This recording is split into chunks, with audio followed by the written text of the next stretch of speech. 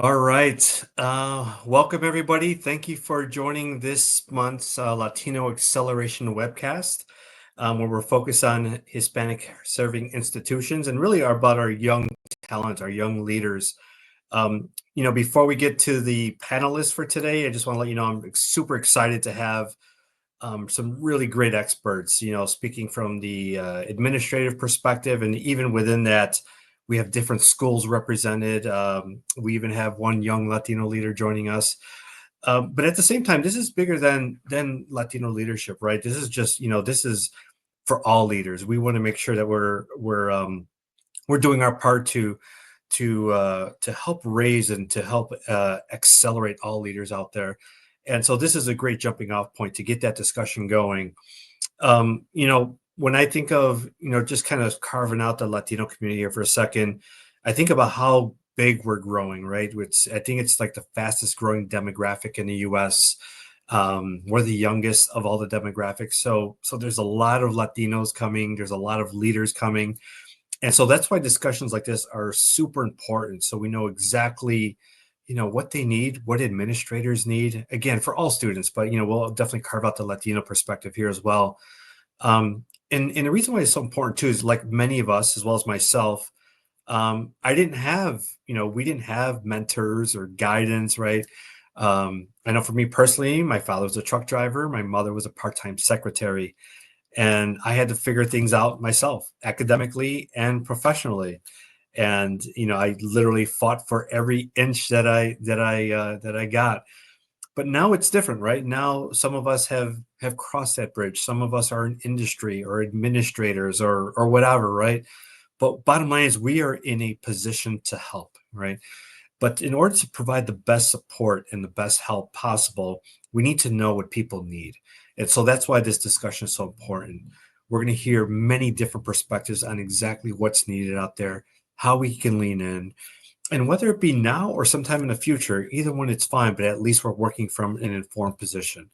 So, so with that, like I said, I'm extremely happy and excited to be here today as we get our new leaders, get them workplace ready, get them interview ready, get them leadership ready, right? That's what this whole thing's about. And so with that, we'll bring our panelists up on right now. So Sarah, if you can take care of that, that'd be great. And as our panelists are coming up, what we'll do is we will go through each one. We'll do some intros, and then we'll get into some of the meat of the conversation, and we'll get the insights going. So let me see here, make sure everybody's up. I think people are still coming in. Yep, there's Carmen, there's Liesel. All right. All right. It looks like we're good. So welcome, panelists. I just want to say again, thank you. And I love all the white solidarity. I love it. A lot going on out there. So it's always important that we have that united front on things we do. So with that, to kick us off on introductions, Carmen, I'm going to go to you first. If you can, tell us a little bit about yourself. All right. I'm Carmen Fraser Youngstead. I live here in Houston, Texas, and I'm here tonight representing the Texas A&M Hispanic Network, which is a constituency group underneath our Association of Former Students at Texas A&M University. And I serve on the executive board there. And one of the things that excites me the most about the youth and upcoming leaders is their power to use their voice.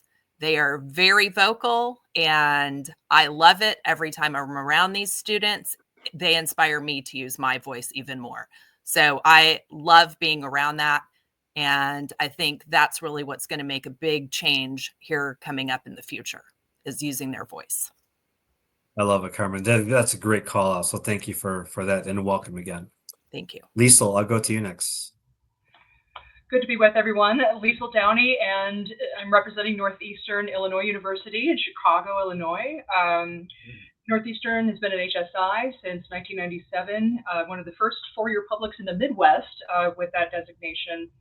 5,700 students, 49% Latino, and 60% are female identifying. And I have the honor of serving as the Vice President for Institutional Advancement and Executive Director of the Foundation at Northeastern.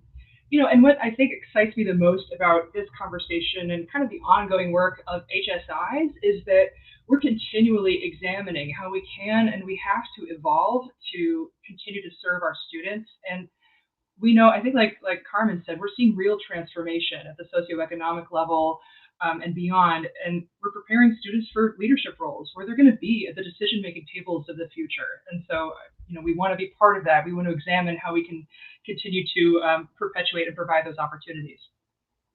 Absolutely. Thank you, Lisa. And those are all great points. I'm looking forward to hearing more of your perspectives. And before I go to Gilberto, if you can in the chat, let us know where you're calling or chatting in from or calling in from. We just like to see all the areas of the country represented that are on the call. Dr. Gilberto, I'll go to you for next introduction here. Thank you, Refugio. It's really a pleasure. Super encantado. Just really happy to be here with this amazing group of panelists that you've brought together. Again, my name is Gilberto Perez, and I serve as the Vice President for Student Life, Hispanic Serving Initiatives, and Dean of Students at Goshen College, which is located in Goshen, Indiana, here in North Central Indiana. I think one of the things I'm most excited about our students right now, and I have been for a long time, is leadership drive. I think, I met with students today a couple of times with different groups of students, and just the amazing desire for more leadership.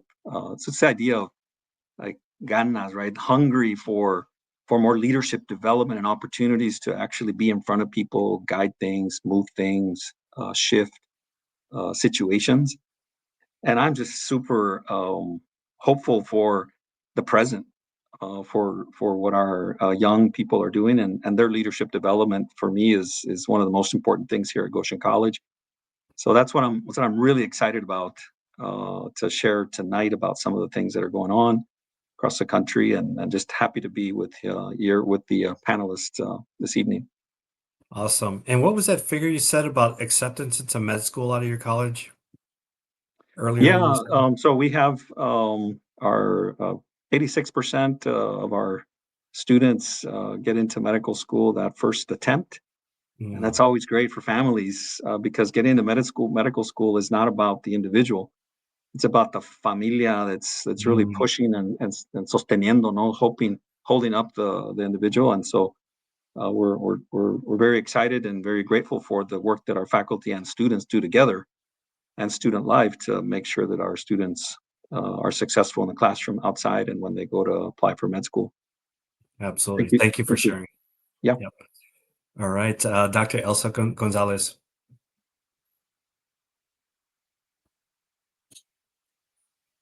Looks like you're on mute. My name is Elsa. You're good. My name is Elsa Gonzalez. I'm a assistant provost for a strategic educational partnership and director of HSI initiatives in Texas A&M University. I'm very happy to be, as my colleagues mentioned, in this panel and for putting us all together. What excites me about this conversation is, I think, is the partnerships that we are creating, and that we can show our students or current and future leaders how they partnership make us together, how creating these spaces make us stronger, and how they can use and work from the opportunity of all the richness that every individual brings to the table, and how they can put it together to a better and in a future and current success. I think we are examples of being the importance of networking, the importance of mentorship, and I think our students can see from us how important it is, and how they can learn from our experience to move farther and farther from where we are. And that requires leadership, that requires a lot of skills that sometimes we don't learn in the school, but having these opportunities is the ones that they are so valuable for the present and the future of not just our students and our communities, but the full society, the full country. And I think that's very important to point out. So thank you again for the opportunity to be with all of you. Absolutely. And I love that we're setting the tone and helping students reach their full potential. I think that's what it comes down to. All right, and Mr. Jesus Gonzalez, yeah, tell us about yourself. Oh, thank you, Ref. Good evening, everyone. My name is Jesus Gonzalez, and I'm a finance student at Concordia College. I'm in my senior year. I've had the pleasure of serving in the past as student body president of this college and as president of the Latino Organization for Achievement here. I have been involved in my community as best as I can, and I'm happy to be here. I am excited about my community, specifically about its growth and leadership. Like Dr. Gilberto, I see that students are hungry, they're motivated, they are willing to try, willing to fail, and to learn and to get back up. No matter where it is, if it's in athletics, if it's in student leadership, student government, policy in the state, I see it everywhere. Just a hunger to be involved. Love it. Yeah. And thank you. And I'm looking forward to hearing your perspectives as a student as we go along this talk.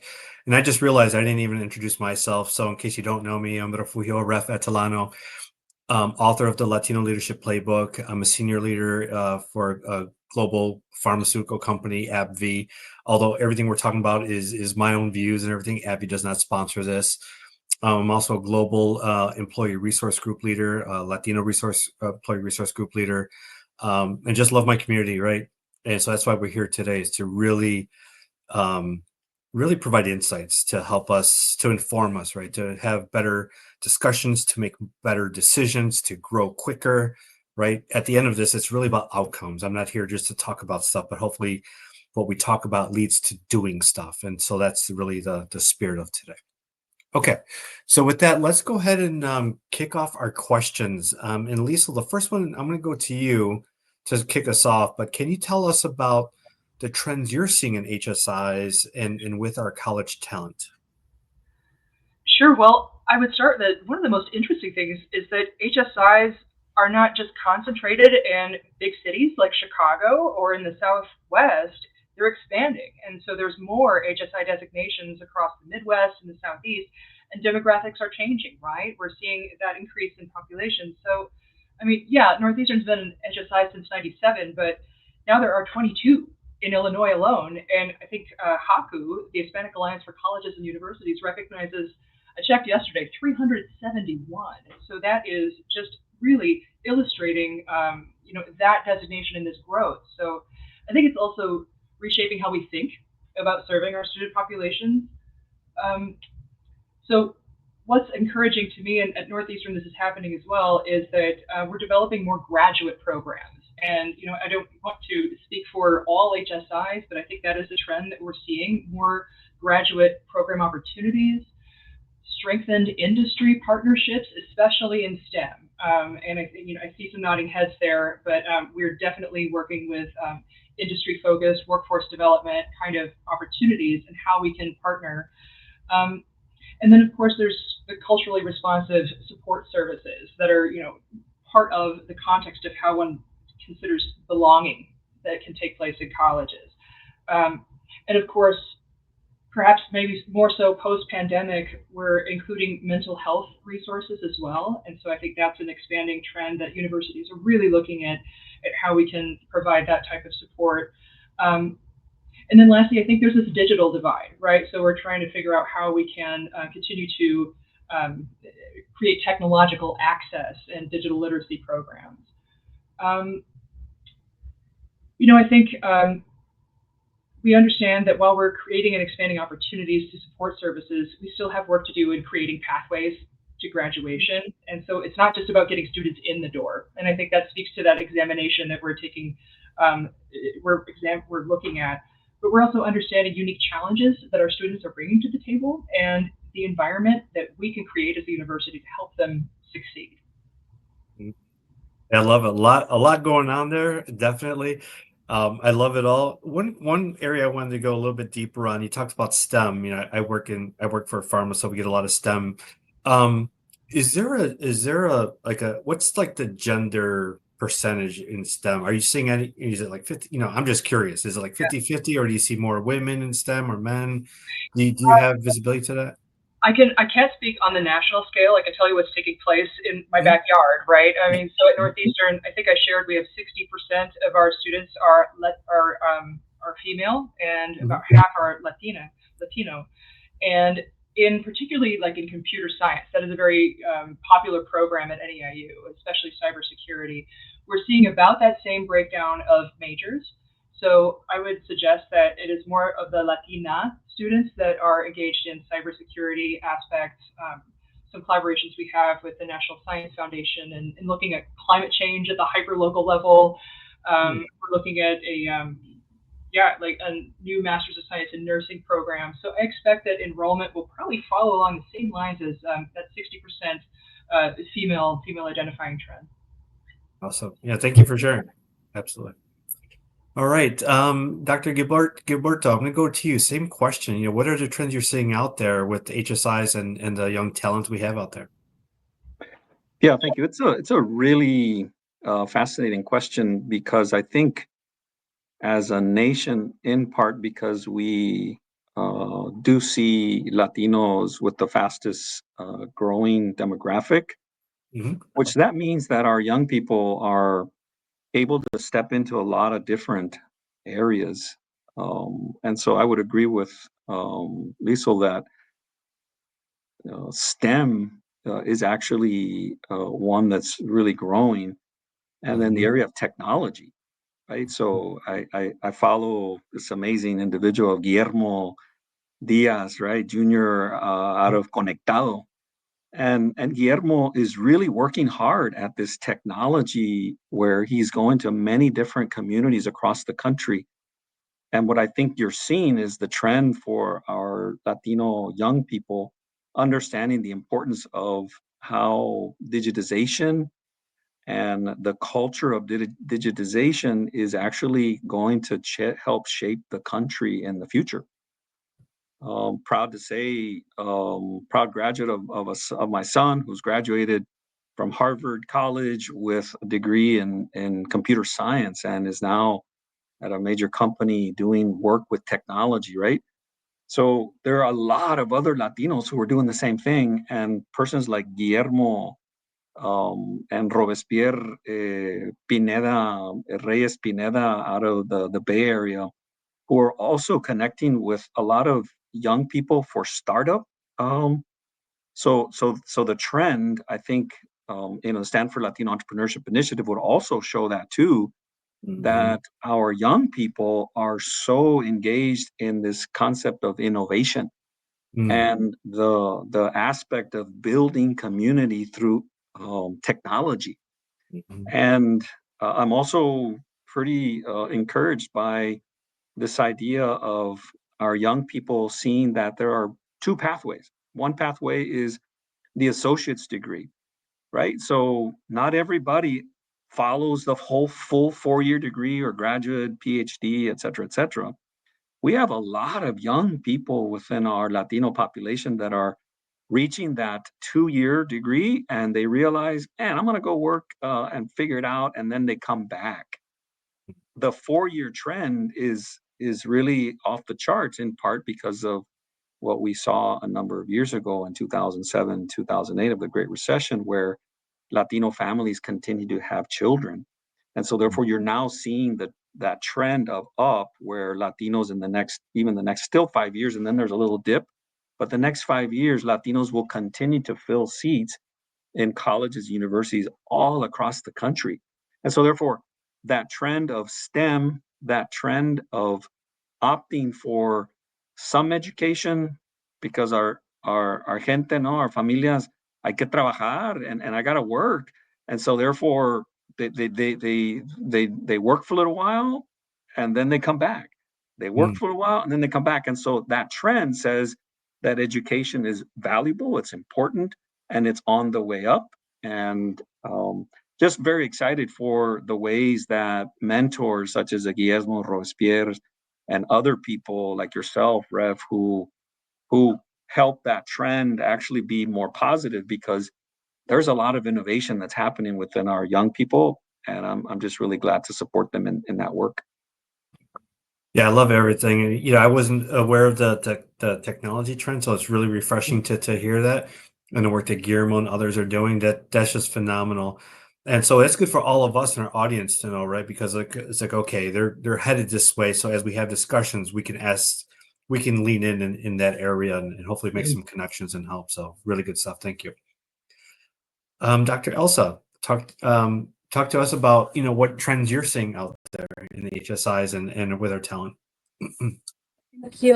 One of the things that I need to mention that I'm also faculty in the College of Education, and my research focus actually on student success and STEM. So many of the things that have just been shared is what is part of the research, but it's also part of our reality in our institutions. What I as also was mentioned, the number of HSI's designation has been, increasing at this point between HACU and the numbers that HACU and Excelencia share with the community. We have 600 HSIs in the country. We have 400 emerging HSIs in the country. That means emerging HSIs are those ones who are in between 10% and 25% of Latino population, those institutions. So we have 1,000 institutions in the country that they are in between emerging and full HSIs. From those institutions, there is also ones that I want to mention that they are very important in what we were talking is 22 HSIs that they are recognized also Research One institutions, and those are around the country. And those 22 institutions that they are actually moving 7 more they just moved the last couple of weeks.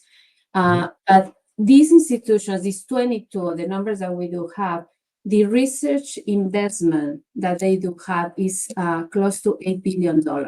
So the importance of those $8 billion in those 22 institutions is really an opportunity for our students to move and be ready to be part of what I think is one of our later conversations, be workforce readiness, because we want them to be successful. And there is a lot of that we work in the universities, in the institutions to have them college readiness, but then they pass through our hands, what happened after that? And that's what we need to make sure that they are workforce readiness in whatever point that they leave an institution. It is institutions that are college 2 years institutions, that they are ready for the workforce. Did they leave at the 4 years, that they are ready for the workforce? Whatever is the industry that they are joining, that they are ready to be successful and they have the skills to be successful there.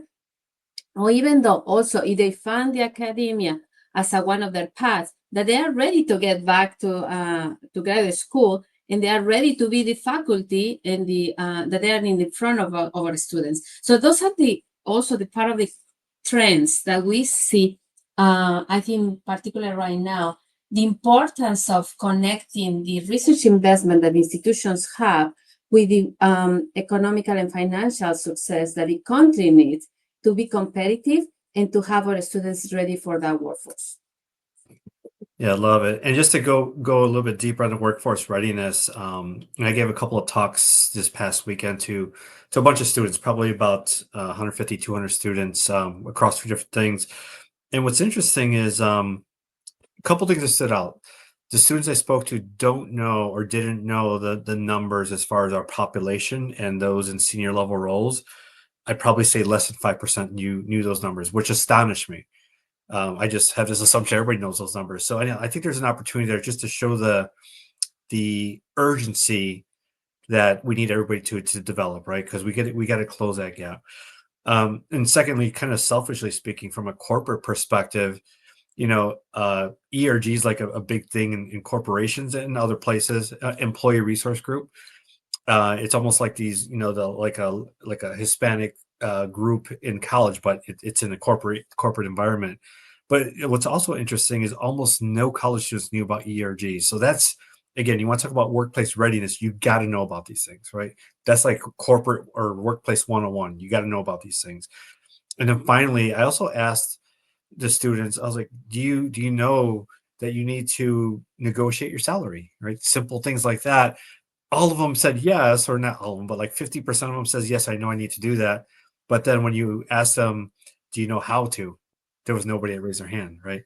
So bottom line is we have work to do, and I know you guys are all doing phenomenal work. But I'm just saying, as a community, everybody in this audience, if you can help students with this, right? If you can teach them the numbers, if you can tell them about your experience in the workplace, right?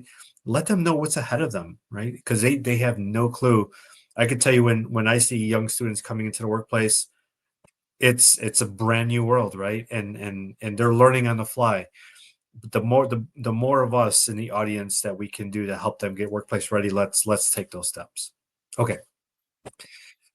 So with that, I'll go to next question, and Elsa, I'll circle back to you on this next question as well. But to kick us off on this next question, Carmen, what are the strengths of our talent, and how can we help advance it? Okay, I think a lot of the strengths of our talent in this new group of upcoming leaders is that our population tends to be very group oriented, and I associate that specifically with collaboration.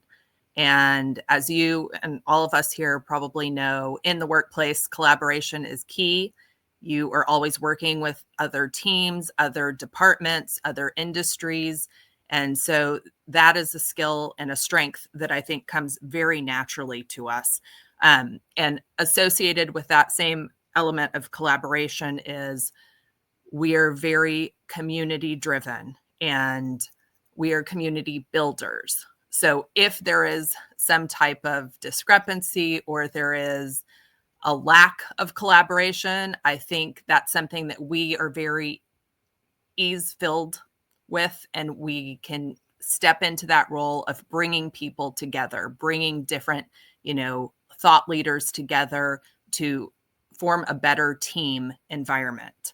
That also, another strength I feel is very strong is being a multitasker. I think that many of us have grown up in households where we may have had to have translated documents and paperwork and stuff for our parents while also, going to school and also, filing for taxes or figuring things out on the fly. And I think that is a huge skill that often we don't realize that we bring to the table. So I think one of the biggest things when I was posed with this question, in advance of how do we translate those strengths, I think one of the main things I see is really taking a step back and us actually recognizing that all of these things that we've done and just nobody's taught us, but we've just been doing are actual strengths. Like not everybody has those skills. And so I think it's shifting our mindset to realizing that these things that we're doing naturally are actually gifts to other people. And so I think for me, the main thing is really encouraging these younger students and future leaders to realize that what they're bringing to the table is a strength and that they should know that there is such value in what they're bringing to the table, and for them to themselves recognize that, hey, not everybody has this, and these are things that make me a leader.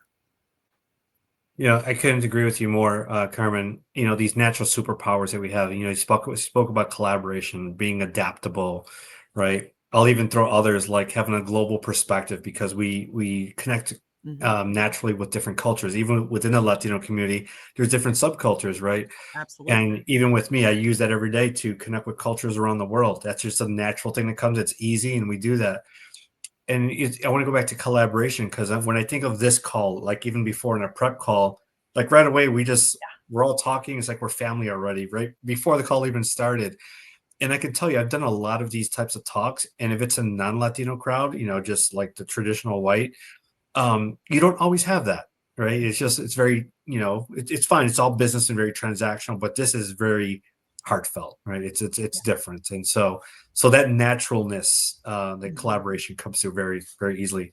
But to your point, take that and how do we apply that to the workplace, right? That's the key.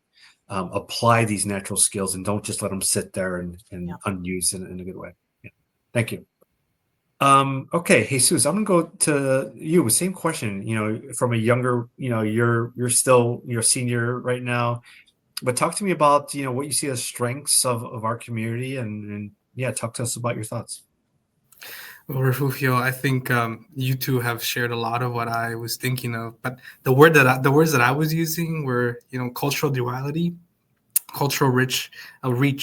I was talking to my friend and I was like, well, what makes you and I different from everybody else? And me and my friend, we talk a lot. His name is Johan. And me and Johan were talking about how we come from backgrounds that wouldn't necessarily be traditional to the places that we go to. We have, I come from a Mexican background, but growing up in Minneapolis and having all these experiences, like you get to embody different, like something entirely new, but you still stick to those roots and those understandings, those values, that language, and it just connects as you two have been sharing. But the beauty in that is the opportunities that come to you and the way that you think and you see the world. Because I've been able to see different issues, different solutions. My friends have been able to see different issues and solutions that perhaps no one in that area, in that group, in that community has before. And I see it all across. I mean, you can go into a room and you can immediately tell, just you see it differently. And that is a superpower because you can move things around. And I like to think that just shake things up a bit. It's all right. See what sticks. Don't be afraid to, because something beautiful can come out of that. That's everything that we've been learning with the College Latino Leadership Club there, and what I've learned in my life. That is a superpower. I mean, I'm able to speak Spanish with different community members, and I'm able to speak English. I can be in board meetings with people who I never thought I would be in board meetings with as a young Latino student. I love it. Yeah, thank you for sharing and being bold, putting yourself out there, and really, pressure testing stuff. Really, really great stuff. I love it. So thank you for sharing. And I'm gonna go back to Dr. Elsa on this. What are you seeing as far as strengths of our talent, and how do we help advance it?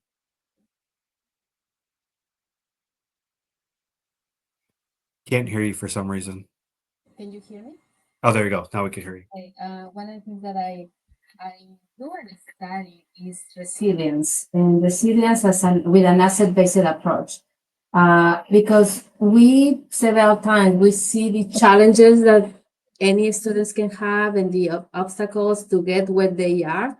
But if you see it as you call it superpowers, I call it resilience, but with a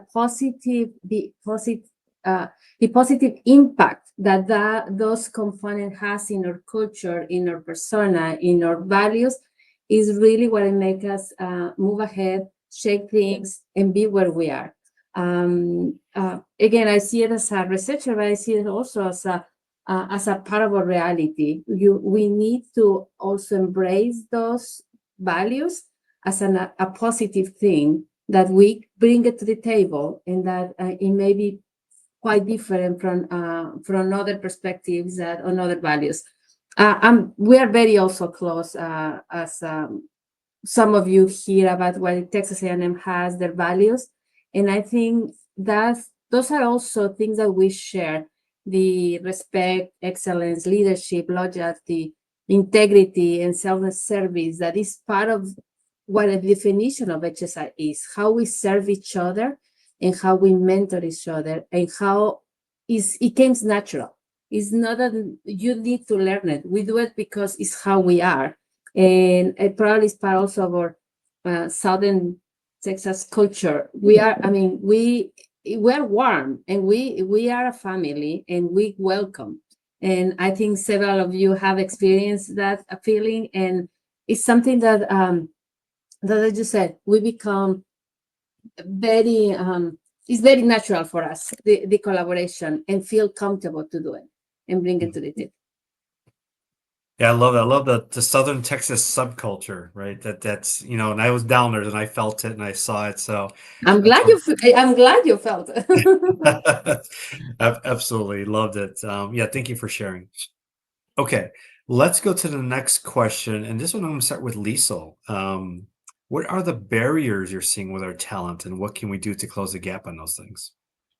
It's a big question, right? But I think we could start with, I think the fact that the challenges and the barriers that we see are interconnected in a lot of ways. Um, there's the obvious financial hurdle, right?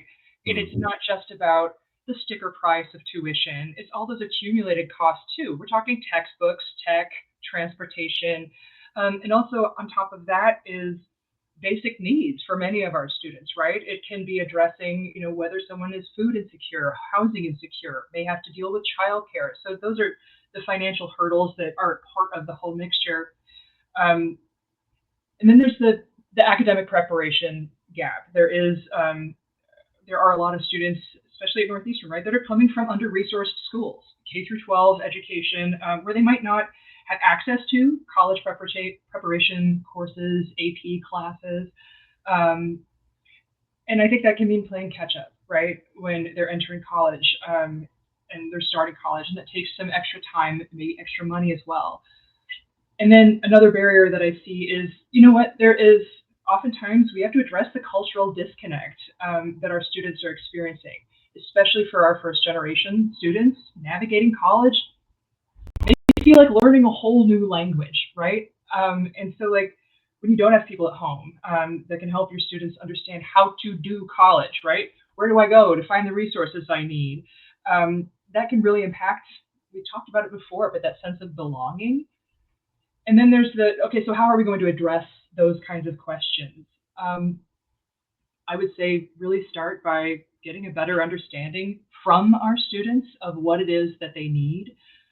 Surveys for a student population, really thinking about our Latino students, our African American students, Pell eligible students, um, and then matching those needs with what we have in our inventory of social services and resources is helpful, because it's not just about what we think they need, right? It's about what are they saying that they need.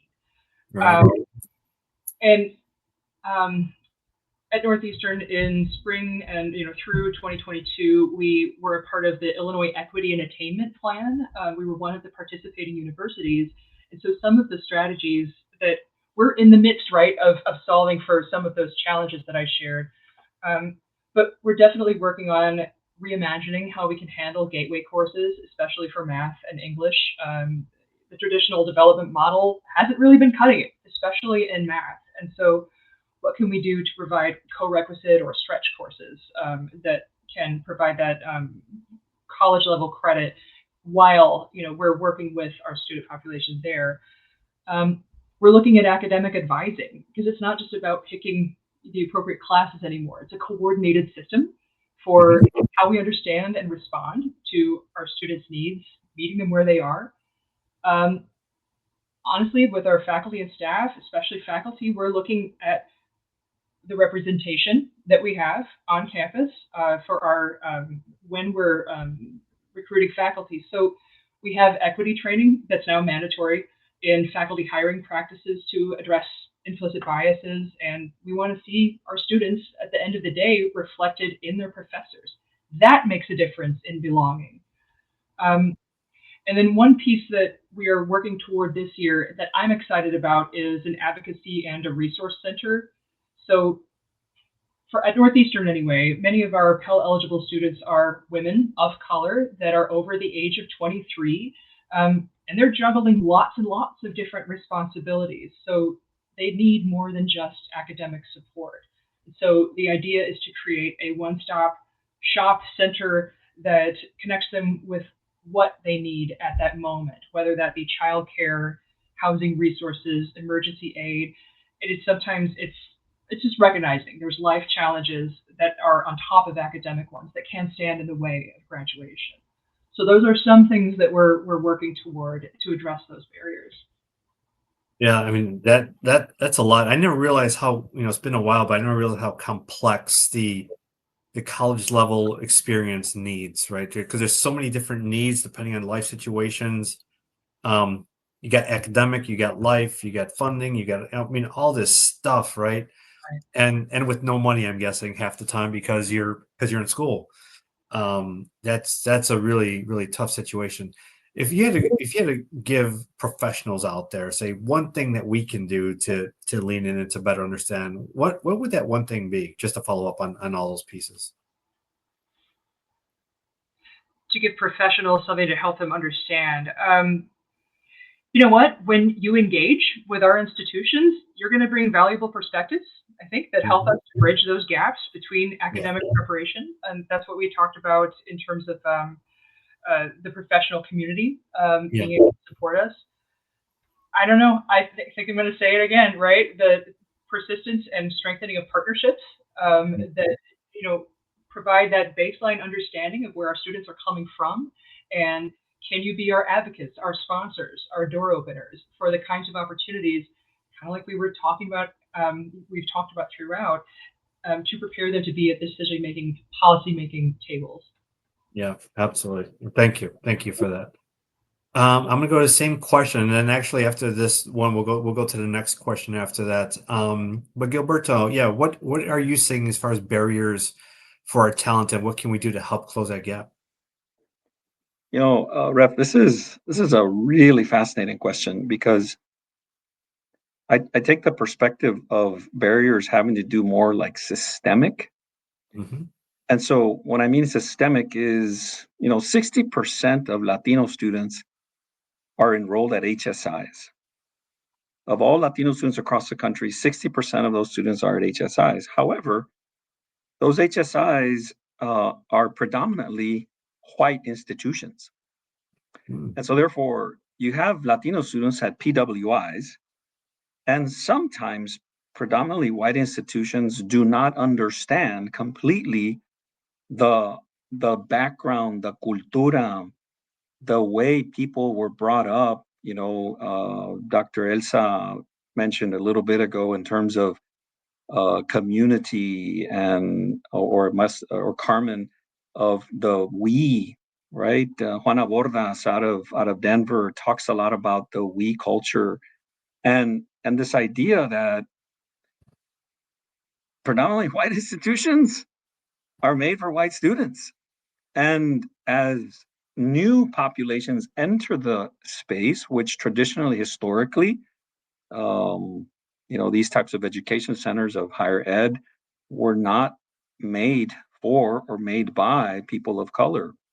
And the interesting thing about this is that as the student population with those HBCUs that came in, and then in the 90s, when you started to see more movement, or the 60s, but then in the 90s, when they finally, the Hispanic Council finally got an actual designation for HSI, what happens is that institutions begin to realize, oh my goodness, how do we work with this population? And so therefore, I think a barrier is that the systems are not made for Latino students, and we have to work with those systems to try to dismantle a lot of those power structures in terms of how people actually interact with each other.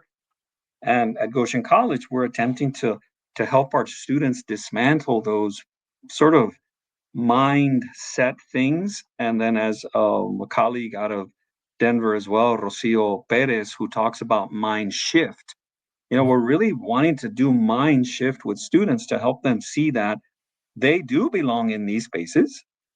They do have things to contribute with professors because they've been doing a lot of these things of how to negotiate contracts.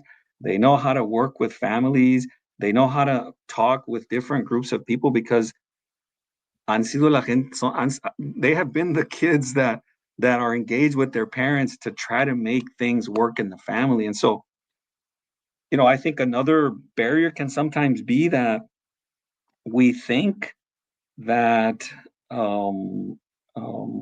we're not challenged enough because we don't have enough faculty that look like us, that speak like us. And I'm here to advocate for the Black faculty member, the Asian faculty member, the Indigenous faculty member, and the white faculty member who are so committed to the success of these young people, that we can sometimes close ourselves to not have enough trust in those people that are in front of us, right? Because again, these predominantly white institutions have been made for a lot of people who have access to PhD resources and tier one type things. And so therefore, when you do have a Latino or a faculty member of color who works, they're snatched up in a second. And schools like Goshen College, we're a smaller school. So I think the mind shift that I think our students have to make is that the person sitting in front of you, if you believe and trust in them, regardless of who they are and where they come from, and that you can help them grow into a better faculty member because you're going to help them learn and help teach them about that. So this barrier of their own self-confidence, mira, we have to inject more self-confidence in our young people to say, all of the things that I have grown up with, all of the things that my tia and my tío and my comadre and my compadre and my el amiguito down the corner that's really helped me manage things in life. Yes, there are basic needs. There are, and I totally agree with that. But I think our system of higher education has to be willing to allow the change from within, that our students can now have access to presidents, our students can have access to provosts, our students can have access to all of the system that they go and question and ask, right? And I had about 145, almost 200 students walk out of chapel because they were not happy with what was happening at the institution. And as an institution, we welcome that, of students protesting and letting us know that they're not happy at the institution. And so therefore, systems have to be willing to change. Systems have to be willing to accept the fact that business is not as usual anymore, because we as individuals who are coming with so many different life experiences that bring so much cultura and the richness of it, that when we show up, we hope that those PWIs are open to the conversation, open to the systemic change of the systemic racism that can that permeates within our institutions. If we can call it out and dismantle it and work together, then we have an opportunity for our young people to actually continue to believe more in themselves, because they know that now that the groups that they're working with that are teaching them are willing to listen to them, are willing to take their advice, and are willing to be ready for whatever change is coming, because of their presence on those campuses. Absolutely. Love everything you said. When you speak about, us putting ourselves out there, and even institutions kind of meeting us halfway, I even think about the corporate environment. Yeah. I always, a lot of times I hear Latinos that we want to see Latinos that look like, we want to see senior leaders that look like us so they can mentor us. But I can say, kind of to your point, whoever's in front of us can add value. My first mentor was a white guy, and he's a great friend today. I actually did a post about him about a couple weeks ago. But you have to find those people who can just add value to whatever you're doing, right? Could create opportunities for you, who will take you under their wing.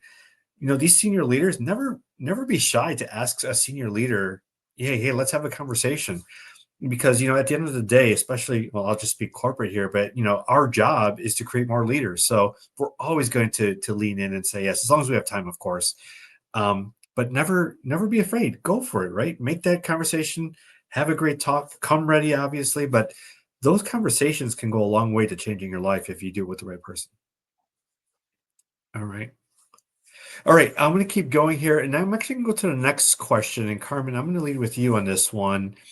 What are our students most concerned about, at least through that you're seeing or hearing, as they get ready for their careers, and what can we do to help? Okay.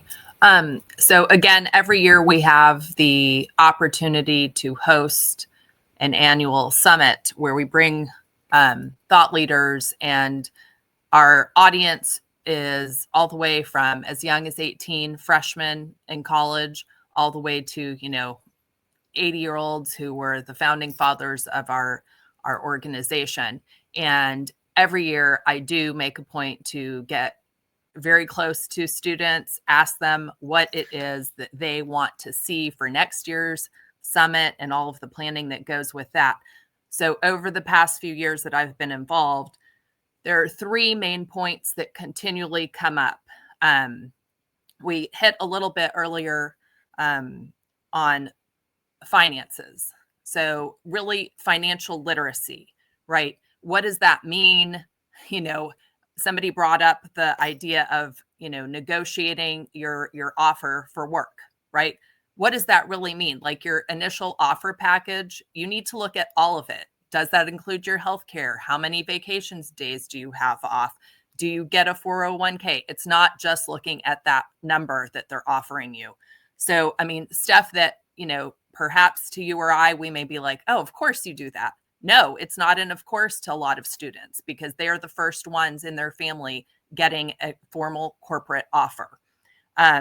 Another thing is something that you, Ref, are beautifully helping us out with, which is leadership skills, developing those skills at an earlier rate than simply working through corporate, getting to the executive level where they really start giving you executive leadership training, far later than a student in college. And you and I have spoken much about this topic, and I really do believe the younger, we get that type of information out there, the better and the faster these students will accelerate their careers because they will have that guidance that no one has been able to give them. Again, we go back to so many of our students are first gen.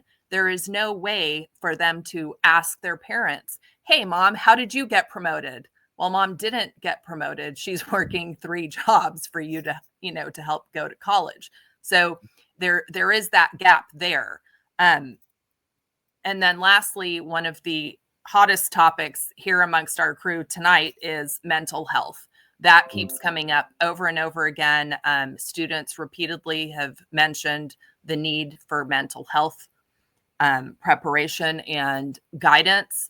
I think that's something that clearly is happening not just at Texas A&M, but across the nation. That's something that institutions really have to pause and reflect on, and how do they incorporate mental health into part of their services as an educational institution. Those are things that I see, that I hear directly from students. But one of the things that Gilberto talked about that I witness and observe is that piece of mindset. And I go back to that, I mentioned that, and I think the first question that you posed to me, I really do think that that shift in mindset, from scarcity to abundance, from, becoming more confident in who we are, all of those superpowers we bring to the table, like acknowledge that that is a superpower that you have. It's not that everybody has those skills. Oftentimes I don't see the skills I have because I'm used to who I am. I know who I am. But when I ask other people, what are your, my top 5 skills, they'll bring up stuff that perhaps I've never even thought of, right? And so it's shifting our mindset to really become the leaders that we are, right? It's putting language to all of our strengths. It is realizing that we do have the key to many problem solving, right? It's not just we're sitting here and we can't do these things because there's nobody else that looks like us. No, we have it in us. And the fact that nobody else looks like us, that's just a fact, right? But as this population continues to grow, as the Latino population continues to grow, we will see more people who look like us. But in that interim, we ourselves need to be focused on growing that mindset and shifting it to that of being confident in who we are and how we can show up. That's right. Yeah, well said on everything. And I like the what you said about, we don't see people that look like us. To be honest, that can be an advantage too. Even in a workplace, since I'm the only one that looks like me, I Right. stand out easily, right? So it's a way to stand out. assuming all performance and all that is there. But yeah, it's an awesome way to stand out. So again, just a silver lining in some of those things. But thank you for sharing. Okay, I know we have 5 minutes left, and I want to get to a couple more questions. I want to get Jesus, and then I want to ask one more question from our administrators here. So, Jesus, same question to you. If you can do it in 1 minute or less, but yeah, what do you see students concerned about out there, and how can we help?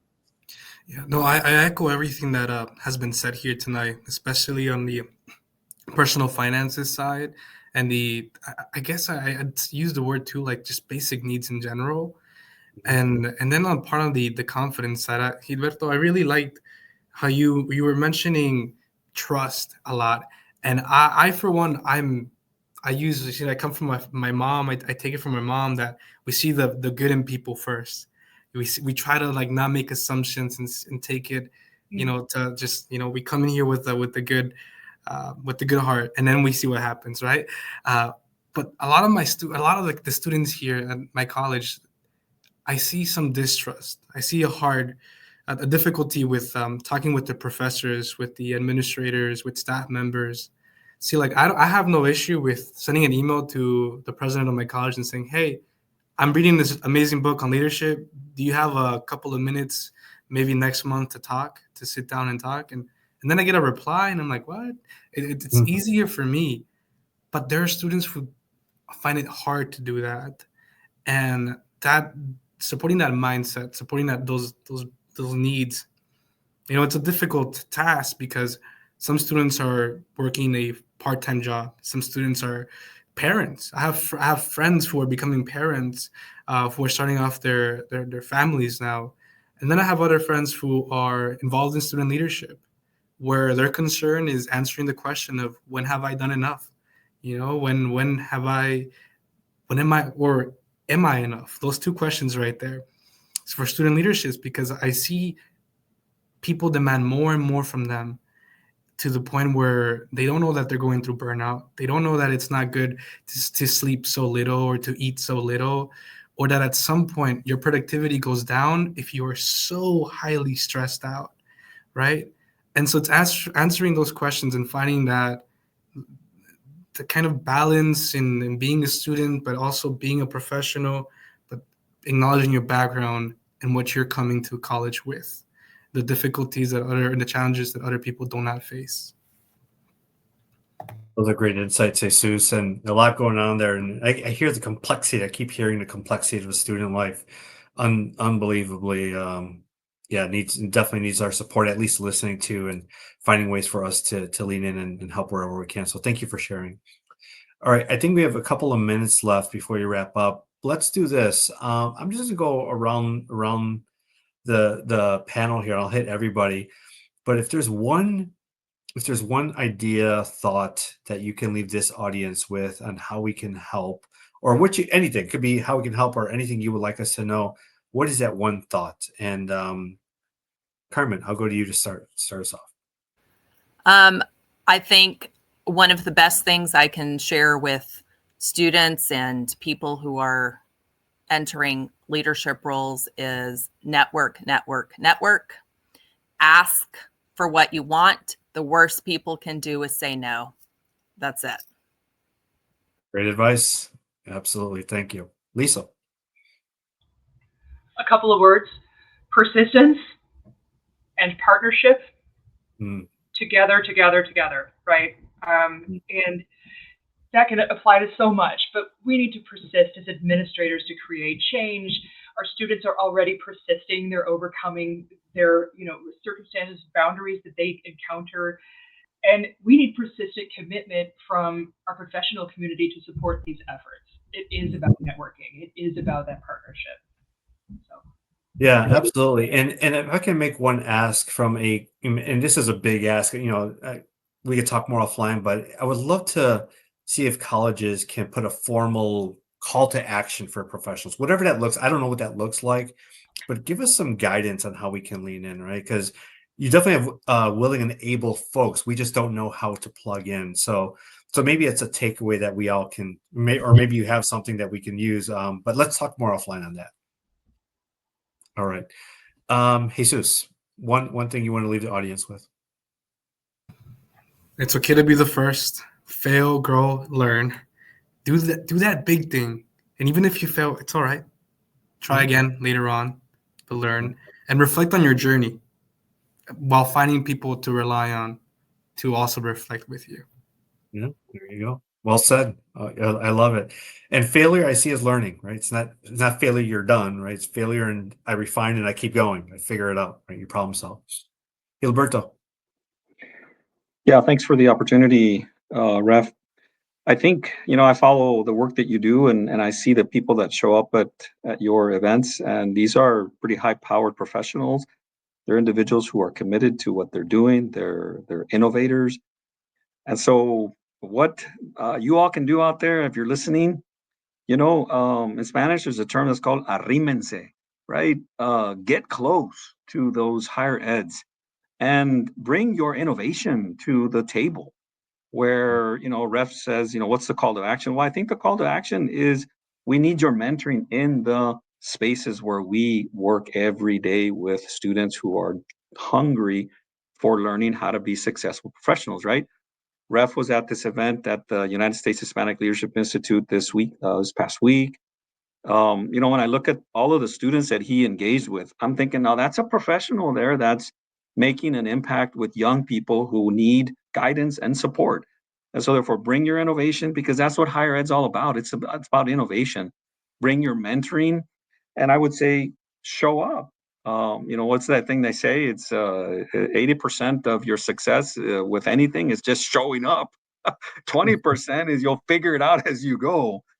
I believe, Ref, in all of the people that follow you and all of these individuals who are on your call right now on the webcast.